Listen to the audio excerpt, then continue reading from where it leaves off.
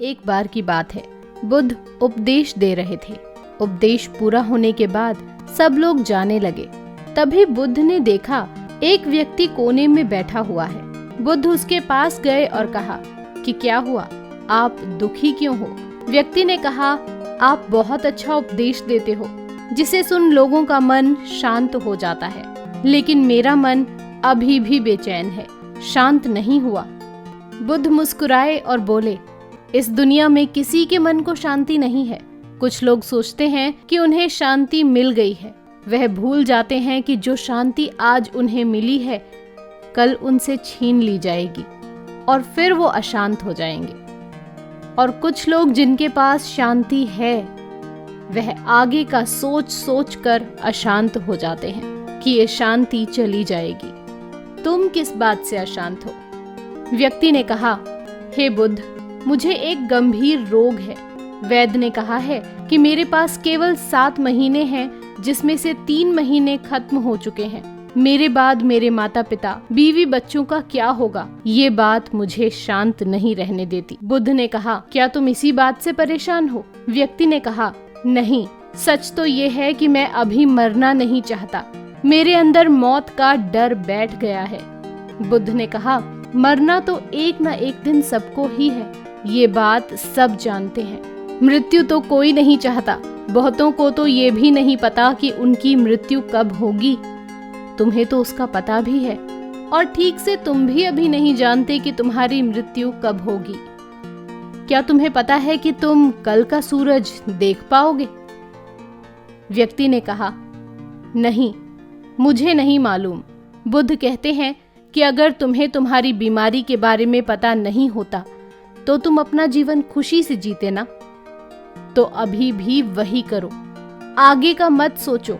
अपने जीवन को, आज को भरपूर जियो, खुशी से जियो। जो जीवन शेष है उसे जो मिल रहा है उसे स्वीकार करो। व्यक्ति बोला, अभी तो मैं केवल 35 वर्ष का हूँ, मैंने अपना जीवन ठीक से देखा तक नहीं। मैं अभी कैसे मृत्यु को प्राप्त हो सकता हूँ? बुद्ध ने कहा, क्या तुम्हें याद है कि तुमने ये 35 वर्ष कैसे निकाले? कब ये समय बीत गया? नहीं ना, तुम्हें कुछ खास पल ही याद होंगे।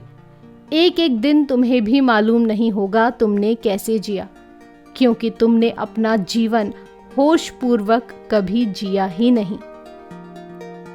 अगर तुमने अपना जीवन होश में जिया होता तो ये 35 वर्ष तुम्हारे लिए 35,000 वर्ष के बराबर होते और प्रत्येक दिन तुम खुशी से जीते। लेकिन तुमने सारा समय नष्ट कर दिया और अब मृत्यु के समय भाग रहे हो।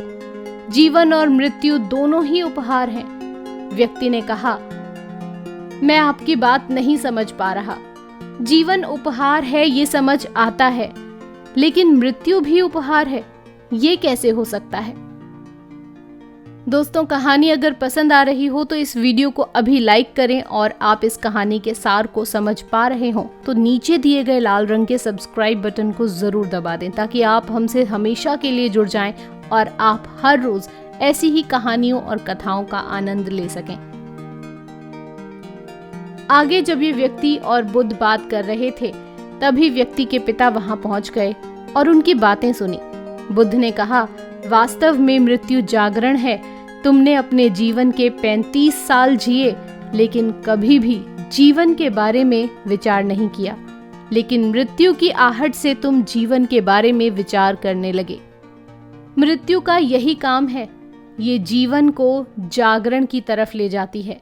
अगर मृत्यु न होती तो व्यक्ति जीवन जीने तक अंधेरे में ही रहता और कभी भी रोशनी की तरफ नहीं बढ़ता। बुद्ध ने पूछा, क्या तुम्हें जन्म से पहले का कोई ज्ञान है? व्यक्ति ने कहा, नहीं, मुझे जन्म से पहले का कोई ज्ञान नहीं है। बुद्ध ने कहा, जैसे तुम्हें जन्म से पहले का कोई ज्ञान नहीं है, ठीक उसी प्रकार तुम्हें मृत्यु के बाद का भी कोई ज्ञान नहीं है, इसलिए तुम डरे हुए हो।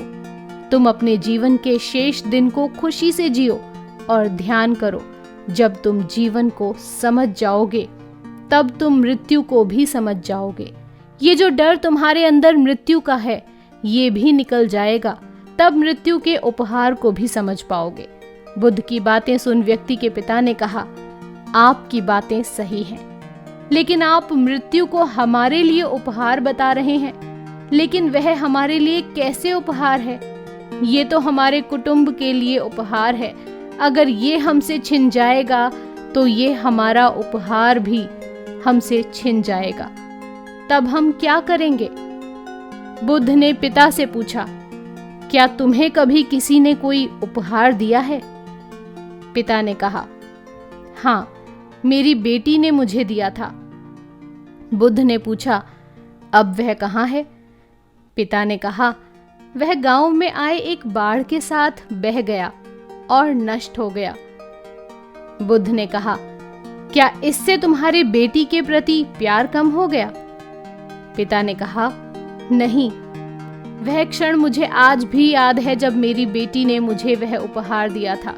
वह उपहार मैं कभी नहीं भूल सकता। वह मेरी पुत्री ने मुझे पहली बार दिया था। वह हमेशा मुझे याद रहेगा। बुद्ध ने कहा, ठीक इसी प्रकार तुम्हारा बेटा भी तुम्हारे साथ रहेगा। उसके जाने के बाद आपने कितना जिया ये मायने नहीं रखता। खास बात यह है कि हम जो जीवन जीते हैं उसे पूर्ण रूप से जागृत होकर जीना चाहिए।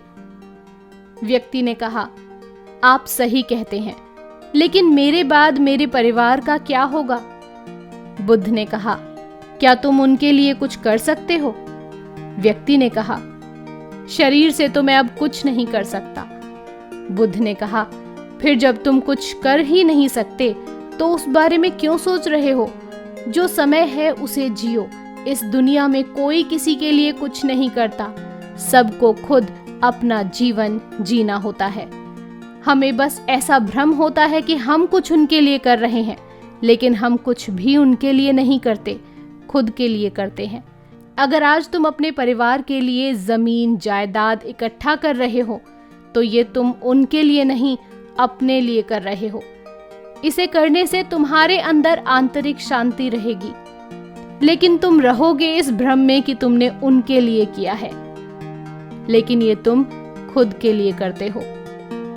अगर तुम उनके लिए कुछ नहीं भी करोगे तो भी उनके जीवन में कोई खास फर्क नहीं पड़ेगा, क्योंकि जीवन कभी भी एक समान नहीं रहता, कठिनाइयों से भरा रहता है। जीवन कभी भी आसान नहीं रहा है, संघर्ष करना पड़ता है, तभी जीवन चलता है।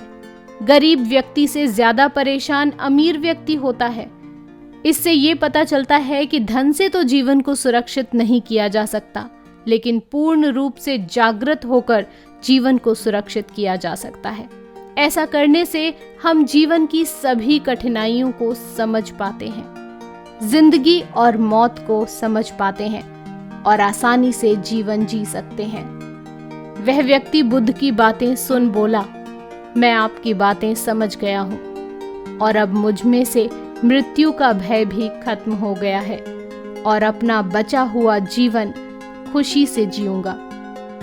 तो दोस्तों, आज की इस वीडियो से आपने जो भी सीखा कमेंट करके जरूर बताइएगा। आपसे फिर मुलाकात होगी ऐसी ही एक अन्य रोचक वीडियो के साथ। तब तक के लिए धन्यवाद।